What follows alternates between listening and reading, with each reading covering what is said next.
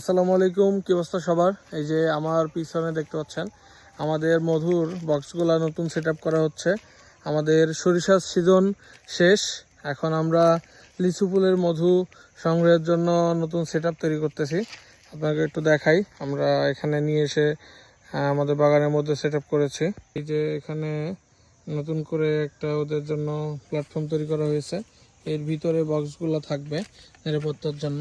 এই যে এদিকে একটা বক্স আছে, এখানে মৌমাছিগুলো এই যে সব ঢুকতেছে এই দিক দিয়ে। আর এই যে এরকম একটা সেটআপ, এর মধ্যে অনেকগুলো বক্স থাকবে।